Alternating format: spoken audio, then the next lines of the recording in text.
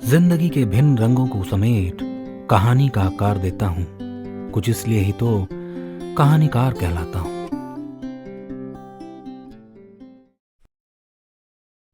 मित्रों, हमारी कहानियां सुनने के लिए हमारा चैनल सब्सक्राइब करना और बेल आइकन दबाना ना भूलें।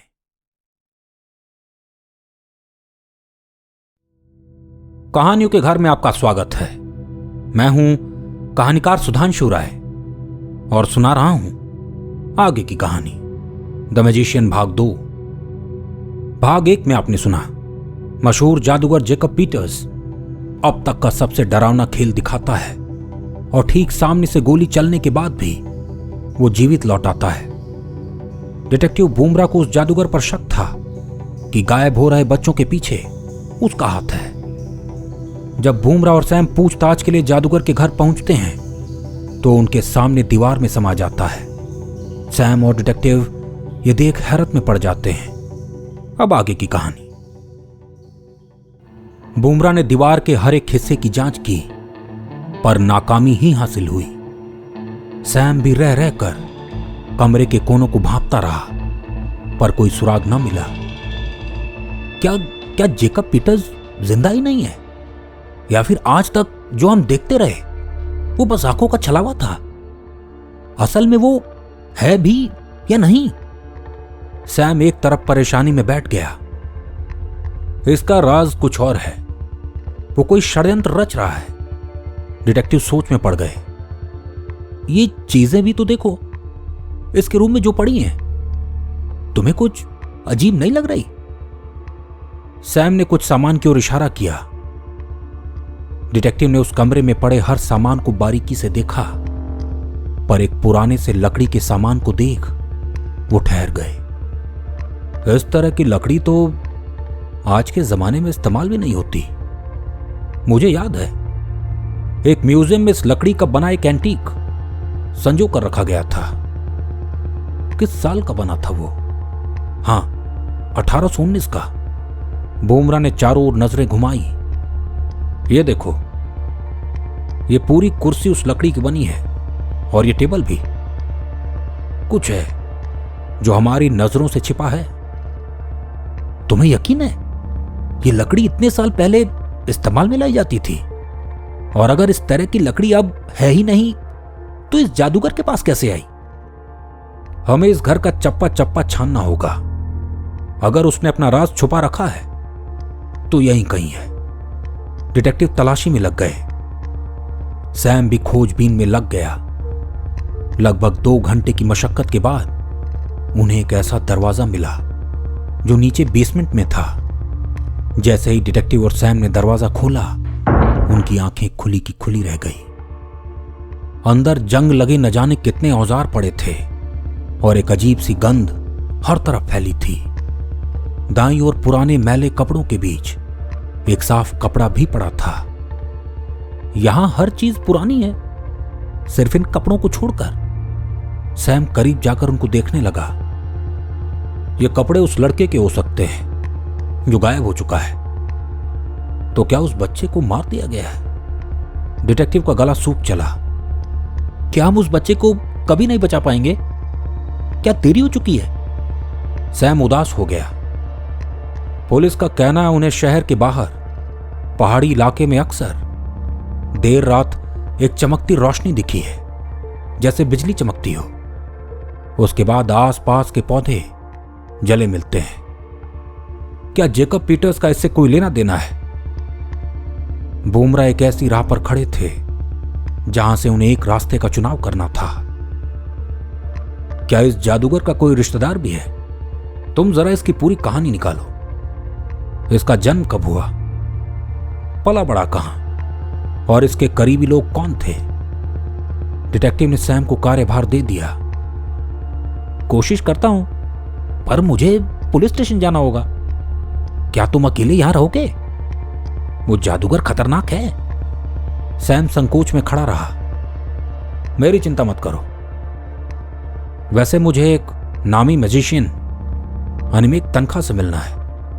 शायद कोई बात सामने आ जाए जिस पर हमारी नजर जा ही नहीं रही है। तो मुझसे 2 घंटे बाद होटल में मिलो। बुमरा सीढ़ियों से नीचे उतरने लगे। 2 घंटे बाद जब सैम होटल रूम में पहुंचा तो पाया डिटेक्टिव बुमरा एक बड़े से चार्ट पर कुछ बना रहे हैं। ये क्या बना रहे हो? सैम चार्ट को ताकने लगा। इसे हम इल्यूजन मैपिंग कहते हैं। जादूगर अक्सर हाथों की सफाई के लिए जाने जाते हैं, पर इस तरह का जादू मुमकिन नहीं। जादूगर अनिमेक ने कहा है, ऐसे दीवार में गायब हो जाना या फिर गोली से बचना नामुमकिन है, तो ये जादू नहीं हो सकता। बुमरा बिंदुओं को जोड़ने लगे। मैंने जानकारी हासिल की है, कोई पुराना रिकॉर्ड नहीं मिला जेकब पीटर्स का। जैसे वो पला बड़ा कहां और उसके करीबी रिश्तेदार कौन है। पुलिस भी हैरान थी। इस आदमी का तो मानो अस्तित्व ही नहीं है। बस पासपोर्ट और ड्राइविंग लाइसेंस की जानकारी मिली, पर उन पर एड्रेस उसी घर का था जिस पर हम जा चुके हैं। हां, एक बूढ़े व्यक्ति का दावा है वो जेकब पीटर्स का गुरु है, पर वो बस सबकी हंसी का पात्र बना रहता है। उसकी हालत तो ऐसी है कि बस किसी तरह 2 वक्त की रोटी की व्यवस्था कर पाता है। सैम ने कहते हुए पानी का ग्लास उठा लिया। समय बर्बाद नहीं कर सकते, हमें तुरंत उस बूढ़े आदमी से मिलना होगा। डिटेक्टिव अपना कोट पहनने लगे। अरे पर वो यहां से 4 घंटे की दूरी पर स्थित एक गांव में रहता है, वहां तक पहुंचते तो रात हो जाएगी। सैम अपनी बात रखता बुमरा नीचे जा चुके थे। सैम जैसे ही गाड़ी में बैठा, डिटेक्टिव तेज रफ्तार से उस गांव की ओर बढ़ गए। कुछ घंटों बाद वो उस घर के बाहर खड़े थे जहां वो बूढ़ा व्यक्ति रहता था।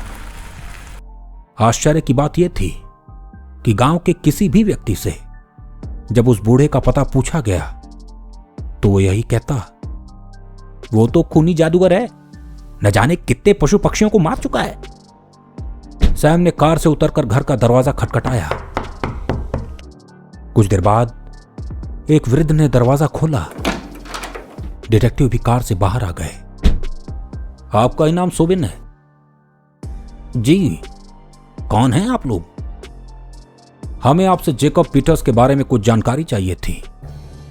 यह नाम सुनते ही वो बूढ़ा लड़खड़ा गया, जैसे किसी भूत का नाम सुन लिया हो। जेकब पीटर्स का नाम न लो तो ही अच्छा है, आप गलत जगह पूछने आए हैं। वो बूढ़ा व्यक्ति दरवाजा बंद करता डिटेक्टिव बोल बैठे, हमें शक है वो शहर के बच्चों को गायब कर रहा है। यह सुनते ही उस व्यक्ति के चेहरे का रंग उड़ गया। मुझे पता था वो कुछ गड़बड़ जरूर करेगा। क्या गड़बड़?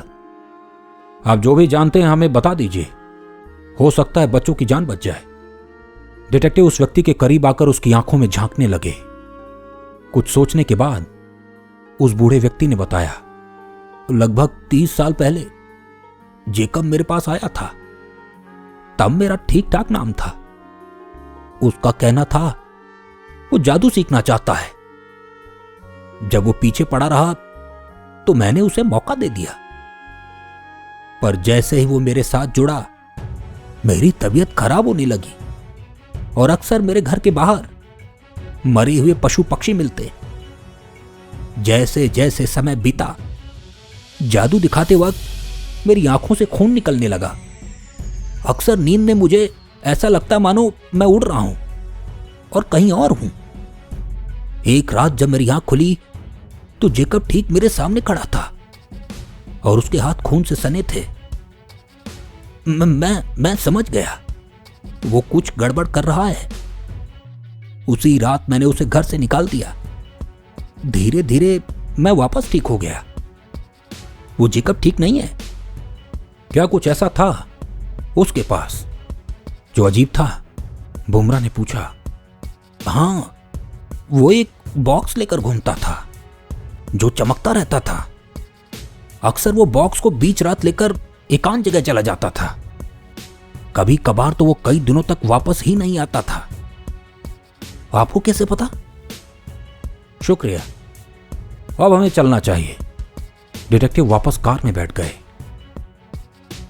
क्या हुआ, तुम एकदम से गाड़ी में आ गए? जेकब पीटर्स कहीं और से आता है।